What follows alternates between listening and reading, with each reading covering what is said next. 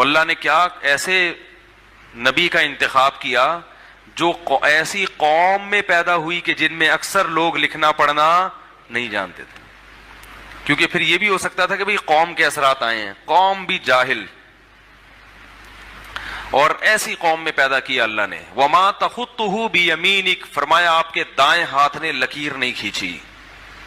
کچھ ہوتا نا الف لکھا جائے زندگی میں، کبھی یہ نہیں کیا، قلم اٹھایا ہی نہیں کبھی۔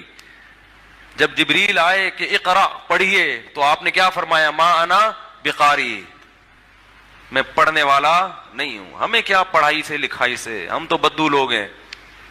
ناظرین محترم، اس ویڈیو کو ذرا آپ دیکھیں اور دیکھنے کے بعد خود فیصلہ کریں کہ کیا ایسا انسان جو اپنے آقا اور مولا کے بارے میں ایسی بدزبانی کرے، ایسی غلیظ بات کہے، کیا کبھی وہ مسلمان ہو سکتا ہے؟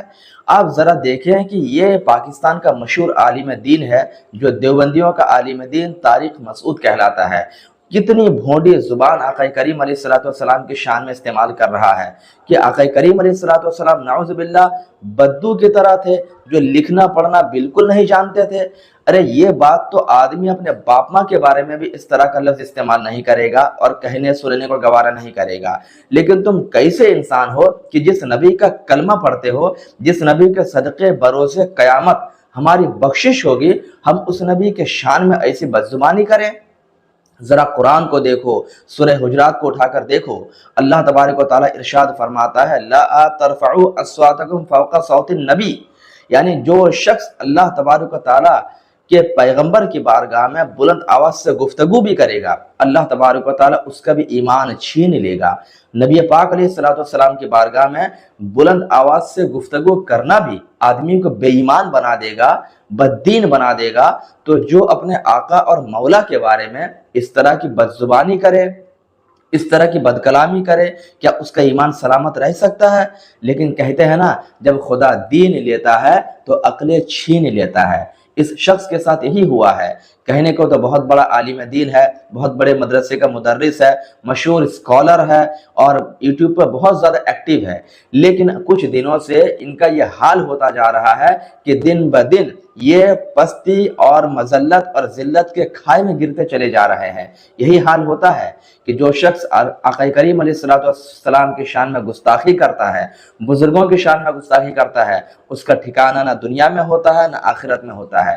اللہ تبارک و تعالیٰ مہلت دیتا ہے، عزت دیتا ہے، آزماتا ہے، لیکن جب لوگ اس کو نہیں سمجھتے ہیں اور اس کو عزت راس نہیں آتی ہے تو پھر اس کا حشر یہی ہوتا ہے۔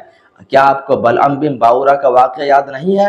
کتنا بڑا اللہ کا ولی، کتنا بڑا عالم دین تھا کہ اس کی درسگاہ میں 12,000 دواتیں ہمیشہ رکھی رہتی تھی، اتنے شاگرد لوگ وہاں بیٹھ کر علم دین حاصل کرتے، علم دین لکھتے سیکھتے۔ لیکن کیا ہوا؟ جب موسیٰ علیہ نبی علیہ السلام کی شان میں گستاخی کی، آپ کے خلاف دعائے ہلاکت کی، فوراً اس کی زبان منہ سے باہر آ گئی اور اس نے خود کہا کہ میں ہلاک ہو گیا، میں برباد ہو گیا دنیا کی لالچ میں۔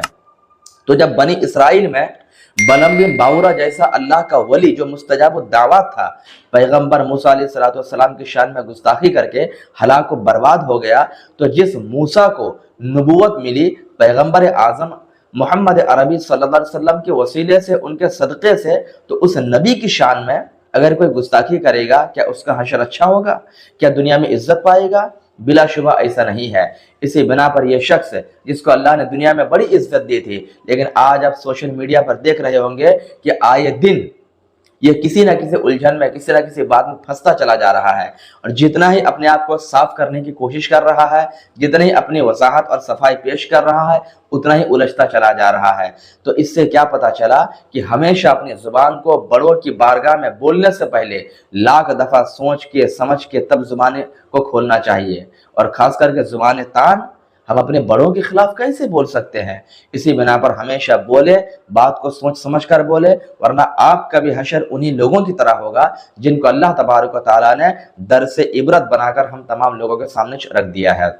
اللہ تبارک و تعالیٰ ہم سبوں کو آقا کریم علیہ السلام اور تمام بزرگوں کی گستاخی کرنے سے بچنے کی توفیق عطا فرمائے، ان حضرات سے سچی پکی محبت کرنے کی توفیق عطا فرمائے، اور ایسے لوگوں سے جو بزرگوں کی گستاخی کرتے ہیں بچنے کی توفیق بھی عطا فرمائے۔